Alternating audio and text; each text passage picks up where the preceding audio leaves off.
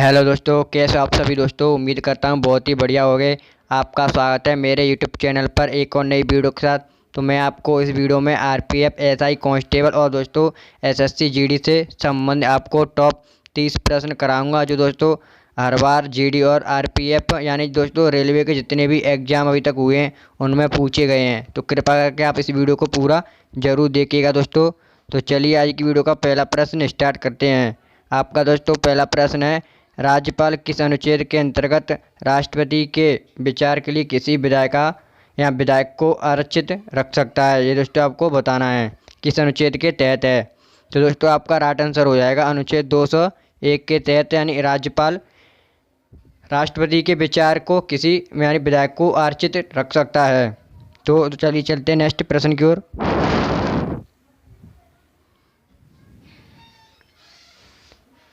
आपका दूसरा प्रश्न है, एक उच्च न्यायालय का न्यायाधीश अपना त्यागपत्र किसे संबोधित कर सकता है। यानी दोस्तों एक उच्च न्यायालय का न्यायाधीश अपना त्यागपत्र किसे दे सकता है। तो दोस्तों आपको पता ही होगा कि वो यानी राष्ट्रपति को अपना त्यागपत्र दे सकता है। और दोस्तों राष्ट्रपति अपना त्यागपत्र किसे दे सकता है ये आपको कमेंट में बताना है, और नहीं पता हो तो दोस्तों आप कमेंट करके मुझे से पूछ सकते हो। तो चलिए चलते हैं नेक्स्ट प्रश्न की ओर।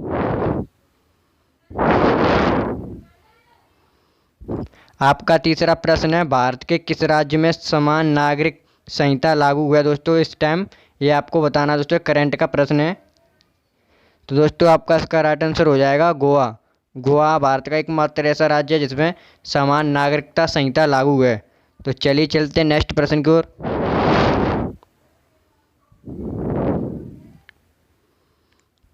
आपका अगला प्रश्न है, भारत के संविधान के अनुसार जिला न्यायाधीश के अंतर्गत कौन सम्मिलित नहीं होता है। ये आपको बताना है दोस्तों। तो आपका राइट आंसर हो जाएगा अधिकरण न्यायाधीश होता है वो दोस्तों, यानी जिला न्यायाधीश के अंतर्गत सम्मिलित नहीं होगा। तो चलिए चलते हैं नेक्स्ट प्रश्न की ओर।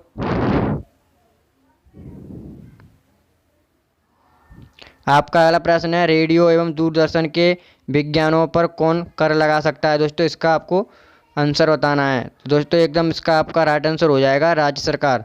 यानी दोस्तों ये रेडियो है, वाहन, ये मतलब इन पे कर केवल राज्य सरकार लगा सकती है दोस्तों, केंद्र सरकार नहीं लगा सकती। तो चलिए चलते हैं नेक्स्ट प्रश्न की ओर।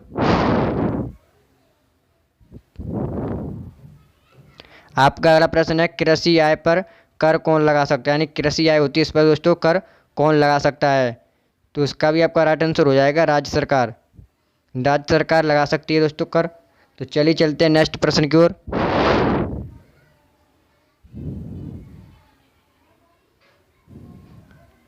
आपका अगला प्रश्न है, राज्य आपात किस अनुच्छेद के अंतर्गत लगाया जा सकता है। ये आपको बताना दोस्तों। राज्य आपातकाल होता है वो दोस्तों किस अनुच्छेद के तहत या अंतर्गत लगाया जा सकता है। तो आपका राइट आंसर हो जाएगा अनुच्छेद 356 के तहत लगाया जा सकता है। तो चलिए चलते हैं नेक्स्ट प्रश्न की ओर। आपका अगला प्रश्न है, भारतीय संविधान के अनुच्छेद 356 पद के अंतर्गत राष्ट्रपति शासन सर्वप्रथम किस राज्य में लागू हुआ था। दोस्तों ये बहुत ही महत्वपूर्ण प्रश्न है। तो दोस्तों आपका इसका राइट आंसर हो जाएगा पंजाब में। सर्वप्रथम दोस्तों पंजाब में लागू हुआ था। तो चलिए चलते हैं नेक्स्ट प्रश्न की ओर। आपका अगला प्रश्न है दोस्तों, अब तक राष्ट्रपति शासन काल का प्रयोग कितनी बार किया जा चुका है। ये आपको दोस्तों आंसर बताना है। तो आपका इसका राइट आंसर हो जाएगा 120 बार से अधिक बार किया जा सकता है दोस्तों। अगर आपके ऑप्शन में दोस्तों 119 हो तो आप दोस्तों 120 से ऊपर जितने भी ऑप्शन हो उसको आपको लगाना है। तो चलिए चलते हैं नेक्स्ट प्रश्न की ओर।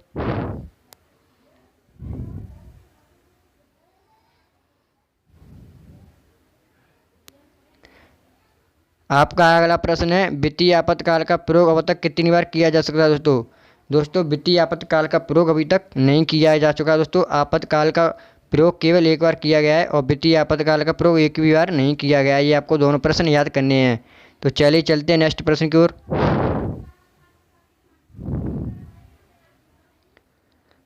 आपका अगला प्रश्न है, नीति आयोग का अध्यक्ष कौन होता है। दोस्तों ये आपको पता ही होगा नीति आयोग का अध्यक्ष कौन होता है।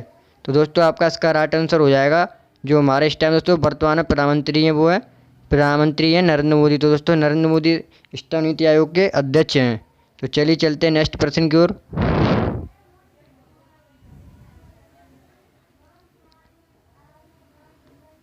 आपका अगला प्रश्न है दोस्तों, केंद्रीय सूचना आयोग किस मंत्रालय के अधीन काम करता है, ये आपको दोस्तों बताना है। तो दोस्तों आपका इसका राइट आंसर हो जाएगा कार्मिक मंत्रालय, जो होता है, जो मतलब कार्य के अंतर्गत आता है, जितने दोस्तों कार्य होते हैं उन्हीं के अंतर्गत आता है। तो चलिए चलते हैं नेक्स्ट प्रश्न की ओर।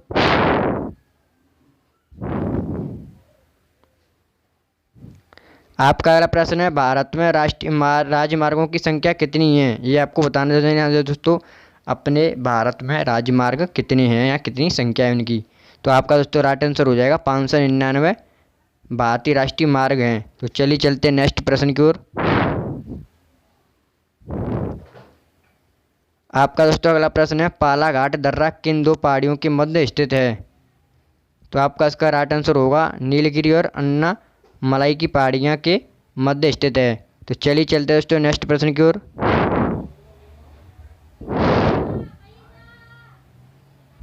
आपका अगला प्रश्न है, कंचनजंगा पर्वत की ऊंचाई कितनी है दोस्तों। तो आपका राइट आंसर हो जाएगा 85-86 का दोस्तों। माउंट एवरेस्ट की भी आपको पता ही होगा 86-48 है दोस्तों, जो पूरे एशिया की बड़ी चोटी है। तो चलिए चलते दोस्तों नेक्स्ट प्रश्न की ओर।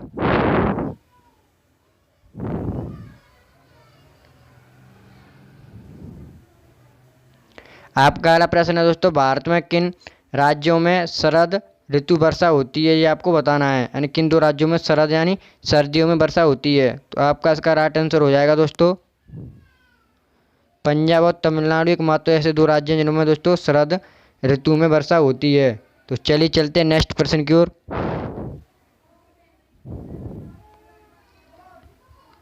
आपका अगला प्रश्न दोस्तों, भारत में सर्वाधिक वर्षा किन क्षेत्रों में होती है, ये आपको बताना है।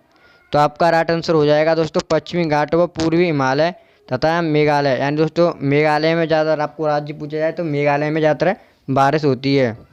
तो चलिए चलते नेक्स्ट प्रश्न की ओर।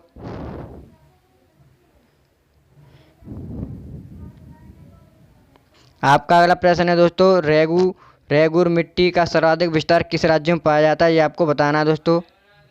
तो आपका इसका राइट आंसर हो जाएगा महाराष्ट्र। यानी सर्वाधिक रेगुर मिट्टी का विस्तार महाराष्ट्र में पाया जाता है। तो चलिए चलते नेक्स्ट प्रश्न की ओर। बांदीपुर राष्ट्रीय उद्यान कहाँ पर स्थित है दोस्तों। आप समझ सकते हैं, बांदीपुर से समझ सकते हो दोस्तों। बांदीपुर एक कर्नाटक का जिला है दोस्तों। कहाँ पर स्थित है वो मैंने आपको बता ही दिया कि कर्नाटक में। तो इसका आपका राइट आंसर हो जाएगा कर्नाटक। तो चलिए चलते हैं नेक्स्ट प्रश्न की ओर।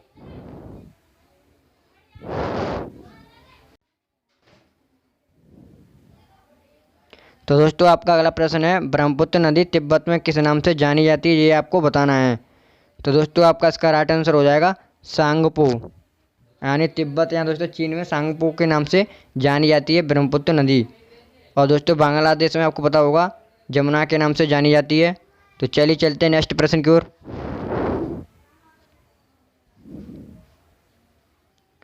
आपका अगला प्रश्न दोस्तों, सोन नदी का उद्गम स्थल कहाँ है, यानी सोन नदी का उद्गम कहाँ से होता है। तो आपका राइट आंसर हो जाएगा दोस्तों अमरकंटक की पहाड़ी से होता है। तो चलिए चलते नेक्स्ट प्रश्न की ओर। आपका अगला प्रश्न दोस्तों, कावेरी नदी का उद्गम कहाँ से होता है, ये भी आपको बताना है। तो आपका राइट आंसर हो जाएगा दोस्तों ब्रह्मगिरी की पहाड़ी से होता है। तो चलिए चलते नेक्स्ट प्रश्न की ओर। आपका अगला प्रश्न है दोस्तों, भारत में नहर प्रणाली की संकल्पना किसने प्रस्तुत की थी, ये आपको बताना है दोस्तों। तो आपका राइट आंसर हो जाएगा दिनशा जे दस्तूर ने की थी भारत में नहर प्रणाली की संकल्पना। तो चलिए चलते नेक्स्ट प्रश्न की ओर।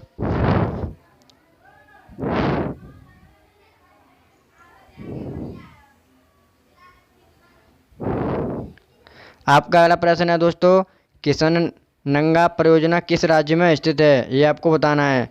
तो आपका राइट आंसर हो जाएगा दोस्तों जम्मू कश्मीर में स्थित है। तो दोस्तों आपका अगला प्रश्न है, तम्बाकू बोर्ड कहाँ पर स्थित है, ये आपको बताना है। तो आपका राइट आंसर हो जाएगा दोस्तों गुंटूर आंध्र प्रदेश में स्थित है। तो चलिए चलते हैं नेक्स्ट प्रश्न की ओर।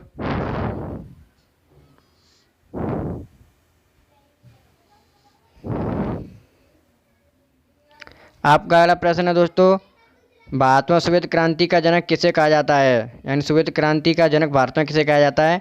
तो आपका राइट आंसर हो जाए दोस्तों डॉक्टर वर्गीज कुरियन को कहा जाता है श्वेत क्रांति को जनक। तो चलिए चलते हैं नेक्स्ट प्रश्न की ओर।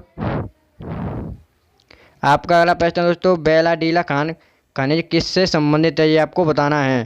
तो आपका राइट आंसर हो जाएगा दोस्तों लोहा अयस्क से